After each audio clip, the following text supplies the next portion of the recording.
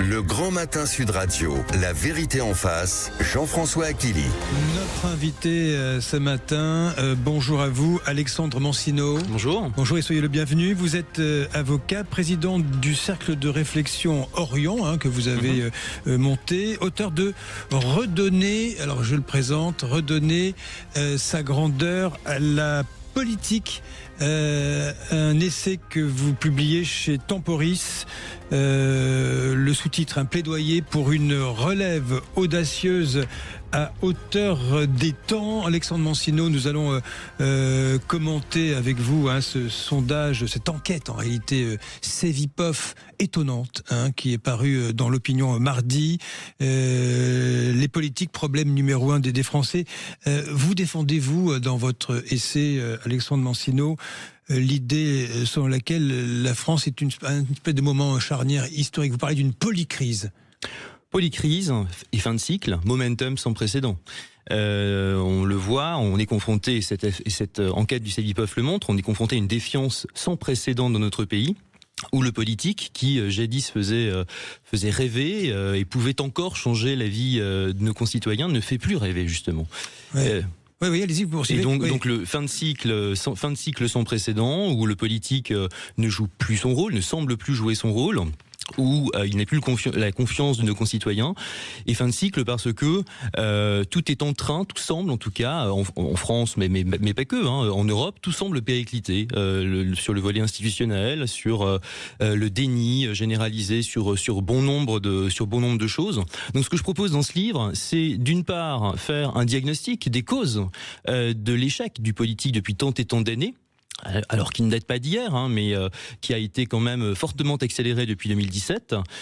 Donc les causes, donc le déni, la bien-pensance, l'inefficience de l'action publique. Je parle de l'école, je parle de la santé, je parle de l'ordre républicain, entre autres. Je parle également de l'émergence du politique communicant, entre autres choses.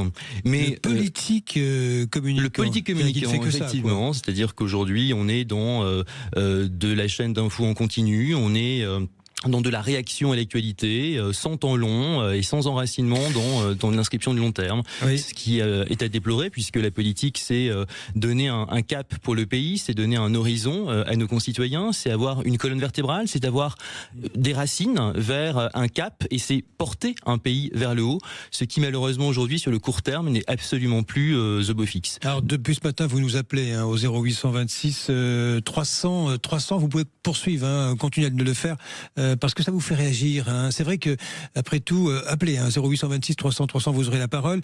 Ça vous fait réagir. Là-dessus, Alexandre Mancino, vous affirmez que, alors, c'est dans votre ouvrage, mal nommer les choses, c'est ajouter du malheur au monde. Quelle vérité essentielle que les politiques refusent de dire aux Français? Vous avez l'impression qu'on ne se dit pas les choses?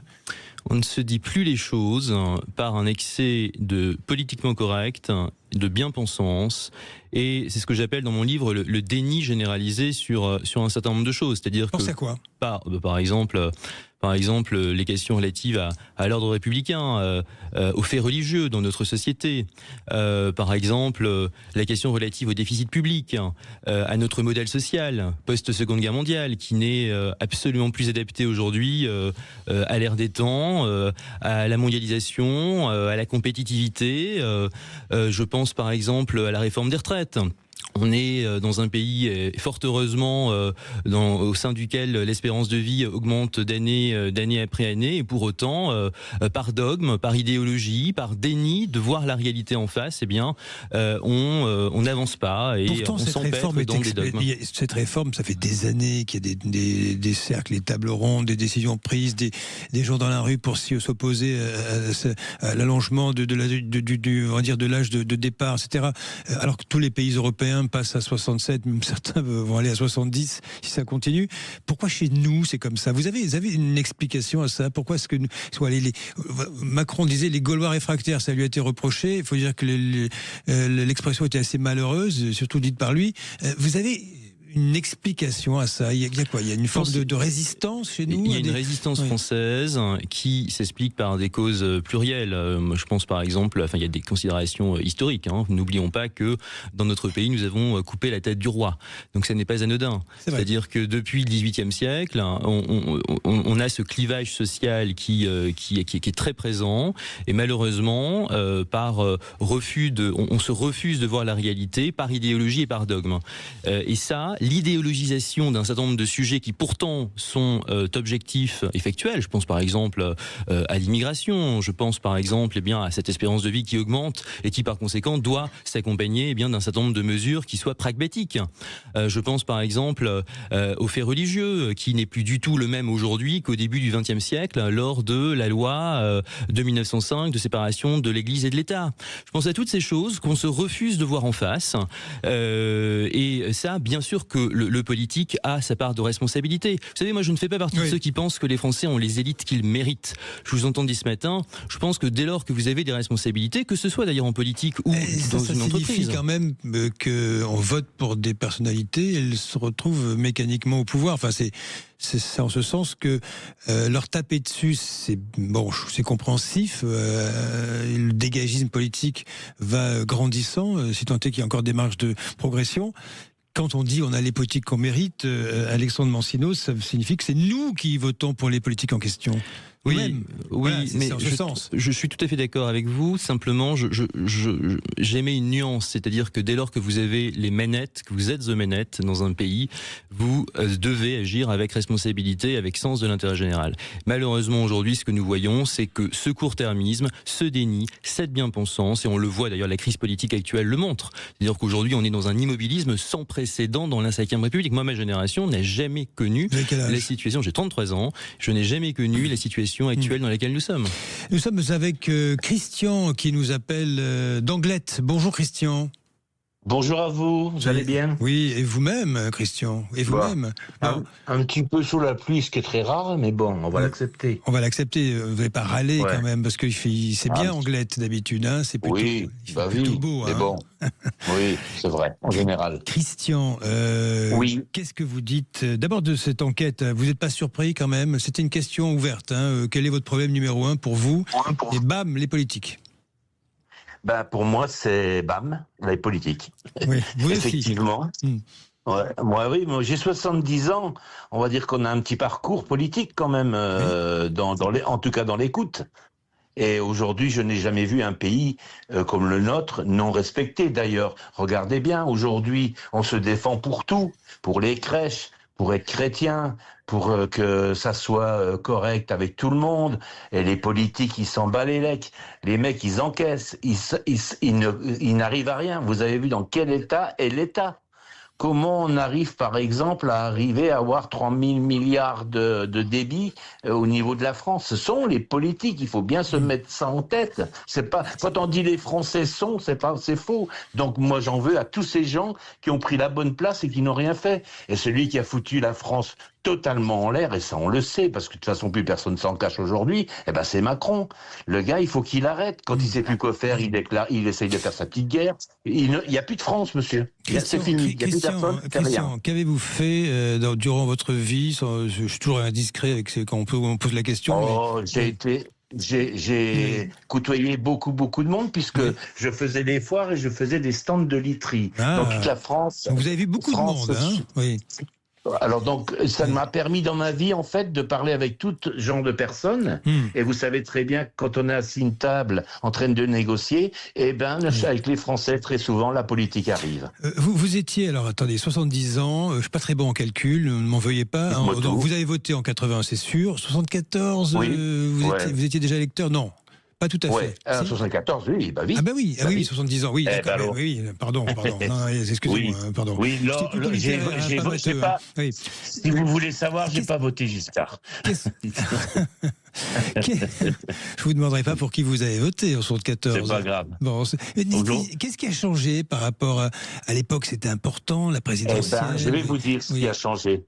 Moi je trouve, alors maintenant peut-être que je me trompe ou pas, le respect des Français par rapport aux politiques. Nous sommes aujourd'hui on a toujours été des pions, on le sait. Mais je vais vous donner un exemple concret. Quand une entreprise à l'époque, et je l'ai vécu, quand une entreprise à l'époque, il y avait un problème dans l'entreprise, les travailleurs sortaient dehors, faisaient grève. Avec qui ces gens-là trouvaient une solution? Avec leur patron qui sortait dehors et trouvait un accord. Oui.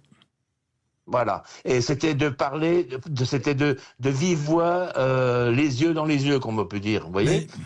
Voilà. Et ça se réglait en général. Aujourd'hui, ce n'est plus possible. Vous êtes dans une entreprise, ça va pas, vous êtes plus de 1000. Qui vient vous voir? Les CRS. Je ne sais pas comment on peut avec eux négocier les choses, mais ça va pas être possible pour l'entreprise. D'accord. Donc voilà, ce qui a pu changer en plus, c'est l'empathie. Oui, l'empathie. C'est très juste ce que vous dites, Christian, ce matin. Merci pour votre témoignage, Christian. Depuis Anglette, les temps ont changé, mon cher Christian. Hein, oui, les temps ont changé. On va voir ce qui va se passer en 2027, d'ailleurs. Merci, Christian. Merci pour ce regard. Je me tourne vers vous, Alexandre Mancino. Très intéressant ce que nous dit Christian depuis Anglette. Il manque de l'empathie aujourd'hui. C'est très juste. Hein. C'est un mot qui revient en ce moment. Hein. L'empathie, où est-elle ? L'empathie, et à travers l'empathie, on est en présence d'un désenchantement du monde. Hein. Ça, c'est Marcel Gauchet qui le disait déjà dans les années à la fin du XXe siècle. Aujourd'hui, les valeurs, malheureusement, ne sont plus. Les repères s'effritent les uns après les autres. Et malheureusement, encore une fois, ceux qui sont à la tête, ceux qui devraient porter le pays, ceux qui devraient insuffler, je dirais, une certaine mystique, hein, c'est ce que je nomme dans mon livre en faisant référence à Peggy, cette mystique de la politique, malheureusement, n'est plus. Alors que cette politique d'avant, je pense à nos philosophes antiques, je pense aux philosophes rois de Platon, d'Aristote, je pense à certains grands hommes du XXe siècle, les Clémenceau, les Poincaré, les De Gaulle, bien sûr, tiraient le pays, s'inscrivaient dans du temps long. Vous êtes arrêté un peu loin quand même. Hein, oui, mais c'est justement, j'essaie de faire une chronologie, si vous voulez, avec certaines grandes figures. Oui. Alors après, j'insiste, je crois que on ne peut pas se contenter de déplorer les choses, c'est-à-dire qu'il faut bien sûr maintenant s'inscrire dans l'avenir et proposer une nouvelle philosophie d'action publique pour demain, qui soit inscrite sur du temps long, sur de l'intérêt général, pour refaire rêver les Français. C'est ce que j'essaie de faire après. On va évoquer tout cela dans un instant. Alexandre Mancino, je rappelle, a redonné sa grandeur à la politique, publié chez Temporis. On va évoquer avec vous, effectivement, quelles sont les solutions éventuelles. D'ailleurs, il y a un obstacle que vous soulignez. Hein. Comment est-ce qu'on peut faire de la renaissance d'une grande politique en France, hein, pour rebondir sur ce que disait tout à l'heure Christian depuis Anglette. Également, ça m'a intéressé, hein, je vous avoue. Qu'est-ce que c'est que le politique communicant? Vous allez nous en faire la définition, c'est évoqué dans votre essai. Allez, 0826 300 300 si vous voulez de nouveau témoigner là-dessus. La vérité en face, à suivre sur Sud Radio avec vous, Alexandre Mancino. Le Grand Matin Sud Radio, la vérité en face. Jean-François Acquélie. Les politiques, problème numéro 1 des Français devant l'inflation et les prix, devant le budget et la dette, devant l'immigration. L'enquête du Cevipof pour le quotidien L'Opinion, rendue publique mardi, continue de faire réagir. Que traduit donc ce désamour? Avec nous, toujours Alexandre Mancino. Vous êtes avocat, vous êtes essayiste, vous présidez le Cercle Orient et vous signez chez Temporis Redonner sa grandeur à la politique, un essai, un plaidoyer pour une relève audacieuse à la hauteur des temps, dites-vous. Vous avez 33 ans, vous êtes un ambitieux, hein. J'imagine que quand on a 33 ans aujourd'hui, malgré ce désamour de la politique, on a quand même envie de s'engager. Vous allez quoi faire? Vous allez vous présenter aux élections prochainement? Vous allez attendre? Quel est le projet? L'engagement, c'est essentiel. Je crois que dans ce pays, on a besoin de se retrousser les manches précisément pour essayer de remonter un peu la pente. La période, vous l'avez dit, est extrêmement anxiogène, est extrêmement tourmentée à plein d'égards. Mais je pense qu'on est aussi dans une période qui a plein d'opportunités et qu'il faut savoir saisir et qu'il faut savoir créer. Moi, c'est ce que j'essaie de faire dans mon livre. J'essaie de proposer une nouvelle philosophie philosophie d'action publique qui soit davantage en phase avec les impératifs des temps. En ce qui me concerne, je pense que la vie est faite d'étapes. En tout cas, à travers le Cercle Orion et à travers ce livre, c'est une manière de faire de la politique, c'est une manière de s'engager. Après, pour la politique plus palpable et pour entrer dans l'arène, ça... difficulté, c'est que vous taillez un peu, si pardonnez-moi, le système des partis, parce que ça bloque aujourd'hui, et ce désamour que nous ressentons à travers le Cevipof, très belle enquête. Hein. C'était une question ouverte, il y avait un gros panel de 2000 personnes. C'est un peu une contradiction du système, comme on dit aujourd'hui, c'est un peu court comme mot, mais c'est un vrai ressenti. Mais si vous voulez vous présenter, il va falloir entrer dans une boutique, si je puis dire. C'est compliqué, oui, ça aussi. Alors, parce que tout seul dans son coin, difficile. Hein. Je suis d'accord avec vous, mais on est dans un momentum, comme je le disais, sans précédent, où les partis politiques ne jouent plus leur rôle et où les partis politiques sont en crise. Regardons le paysage politique actuel. LR est complètement détricoté, même s'ils ont fait un rebond assez significatif avec Bruno Retailleau. Le PS quasiment inexistant. Les partis de gouvernement, ne jouent plus leur rôle aujourd'hui. D'où la montée en puissance de cercles de réflexion qui prennent le relais justement dans une période où les partis ne jouent plus leur rôle. Alors votre essai parle d'un politique trait d'union communicant qui aurait remplacé l'homme d'État, grosso modo. C'est plus que de la com à 100% aujourd'hui. C'est quoi? C'est génération TikTok? Hélas. Entre autres. Hélas, entre autres. Pas que ça. Hein. La communication doit être au service d'un fond, doit être au service de conviction, doit être au service d'une action. Or là, ce que nous constatons, c'est que la communication se suffit en elle-même. Alors évidemment que toute cette stratégie de com, le digital, la communication, en veux-tu en voilà, a toujours existé et est au service du pouvoir. Et ça ne date pas d'hier. Simplement, ce que nous voyons là depuis une petite dizaine d'années, c'est qu'avec l'émergence notamment des réseaux sociaux, des TikTok, des Instagram, des chaînes d'infos en continu, eh bien le politique est contraint, contraint lui-même. Mais qui est pour vous, à vos yeux, un archétype? Donnez-moi 2-3 noms de personnalités qui, à vos yeux, incarnent ce politique communicant. L'incarnation du politique communicant dans toute sa splendeur, c'est bien sûr le plus jeune Premier ministre que nous ayons eu et dont il s'est targué, c'est Gabriel Attal.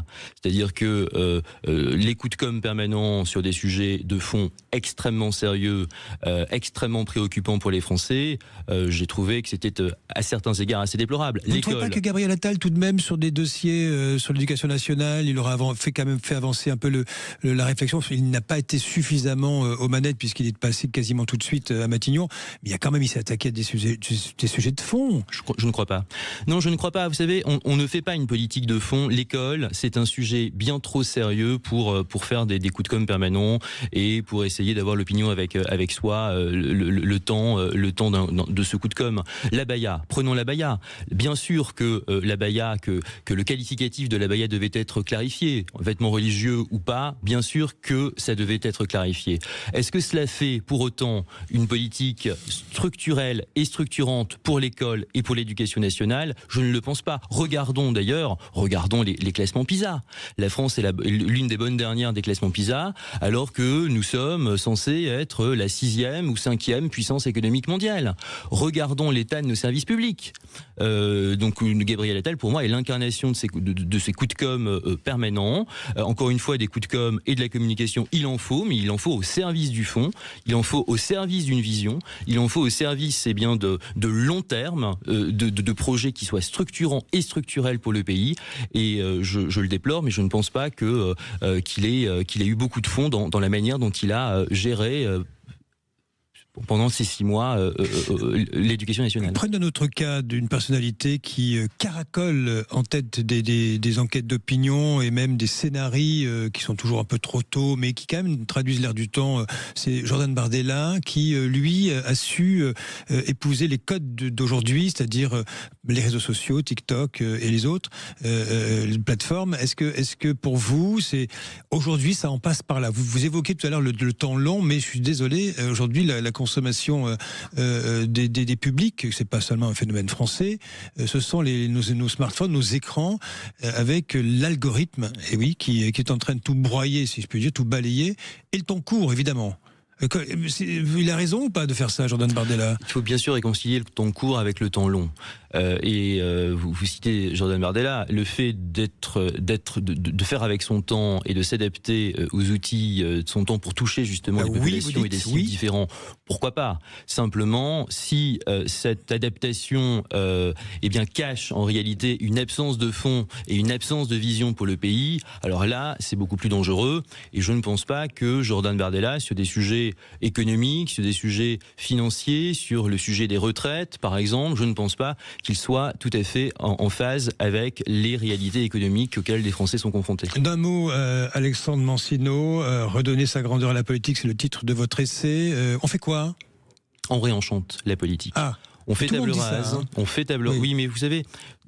C'est ce que je dis dans mon livre, dans l'histoire récente, on a eu peu de paradigmes structurants qui ont amené à des changements profonds. Je crois que le dernier en date, c'était peut-être la chute du mur de Berlin, puis le précédent c'était mai 68, qui a profondément changé les repères de nos sociétés. Je pense qu'aujourd'hui, nous y sommes.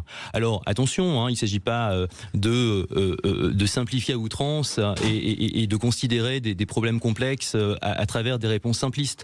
Simplement, on réenchante, on fait table rase, on parvient à un bon diagnostic sur ce qui va et sur ce qui ne va pas, et on s'inscrit sur du long terme avec une vision, avec un cap, avec une vraie vision d'intérêt général pour le bien des Français. Je rappelle votre essai Redonner sa grandeur à la politique, Alexandre Mancino, chez Temporis. Bonne chance pour la suite, j'ai envie de vous dire. Merci d'être venu sur le plateau de l'antenne de Sud Radio. Et il est temps maintenant de retrouver notre gagnant du jeu. Le sapin de Noël Sud Radio. Le sapin de Noël Sud Radio. Bonjour Armand. Bonjour. Allô Armand, vous m'entendez Armand? Oui, bonjour. Oui, bonjour. Où êtes-vous Armand? Depuis, vous appelez depuis quel endroit? Vous êtes où? Alors, moi je suis à Balma, c'est la banlieue est de Toulouse. Ah, d'accord. Je me demandais où était Balma, d'accord. Près de Toulouse, dans la banlieue. Ah oui, c'est... Bon, j'espère que vous savez skier, Armand. C'est pas mon cas, hein. Vous savez skier, Armand, parce que vous venez de gagner 2 forfaits de ski pour la station Péragude. C'est super, non? Oui. Ah oui, en plus c'est ma station Péragude, j'adore Péragude, voilà. Oui. Mais vous connaissez en plus, oui, vous êtes pas très loin, si je puis dire. Et tout à fait. Connaissez déjà, vous y êtes déjà allé. Ah oui. C'est génial. C'est génial. Vous êtes content, Armand, j'imagine. Hein, vous voyez, c'est magique. Ah oui. Oui, tout à fait. Oui, voilà. Oui, j'écoute Sud Radio depuis, je pense que vous n'étiez pas né, depuis plus de 50 ans. J'écoute Sud Radio quand il y avait le premier studio qui était à Toulouse. Génial. Ah oui, depuis la rue Caraman à Toulouse. Depuis plus de 50 ans, mais c'est énorme. Oui. Super. J'ai suivi toutes les évolutions de Sud Radio, après ils ont déménagé et qu'on passe. Vous êtes resté, ça c'est formidable. On compte sur vous. Armand, petite confidence, personne n'écoute. J'étais né, hein, je vous assure. J'écoutais moi aussi de la radio à l'époque. Vous inquiétez pas, tout va bien. Armand, je vous embrasse. Armand, c'est génial. Fidèle auditeur depuis plus de 50 ans. C'est magique. C'est un cadeau pour nous, ça. Allez, bon séjour à Péragude. Merci Armand. Et merci d'avoir joué. Restez fidèle. Hein. Compte sur vous. Merci à vous. Allez, et bonjour Valérie Expert. Bonjour Jean-François. Incroyable, oui, c'est quelle fidélité. C'est génial. Quelle fidélité. Merci Armand. Les thèmes du jour, mettez-vous d'accord. Les thèmes du jour, Christophe Glaise, évidemment, condamné à 7 ans de prison en Algérie. Faut-il durcir nos relations avec, ou les apaiser en tout cas Que faut-il faire? Quelle réponse? Un bac+5, est-ce que c'est bien utile? Et c'est une question qu'on va se poser. Est-ce que ça sert à quelque chose de faire des études aujourd'hui? J'ai envie de dire oui, moi. Hein. Vous pensez? Après, ça se discute. Justement, il y a débat parce que l'intelligence artificielle, parce que un certain nombre de choses vont changer la donne en matière d'emploi. Et puis, qui laisse encore ses enfants sortir seuls dans la rue? À quel âge vous avez laissé votre aîné partir seul à l'école? Ils sont toujours en cours. Hein, donc... Oui, mais le mien, c'est le plus grand à 16 ans. Je les ai fait tard. Il est parti. Non, mais à quel âge il est parti tout seul? Vous l'avez laissé aller à l'école tout seul? L'école est juste à côté, donc c'est sécurisé. en 6e. Mais ça m'inquiète, moi aussi, oui. Je vous rassure. Bien il traverse la rue, là, c'est une chance. Mais grosso modo, c'est fini, là. Il faut s'interroger, là. 7 conducteurs sur 10 transgressent les règles au volant. Alors, cette proposition de Louis Sarkozy qui nous a fait sourire hier, on va en débattre. Effectivement, dans certains pays, ça fonctionne d'avoir des routes nues. Je vous avoue, je vais vous écouter avec beaucoup d'intérêt là-dessus. Oui, très bien. J'espère que nos auditeurs seront là. 0826 300 300. Évidemment, vous avez un avis sur tous ces sujets et on vous attend au standard de Sud Radio. Ouais.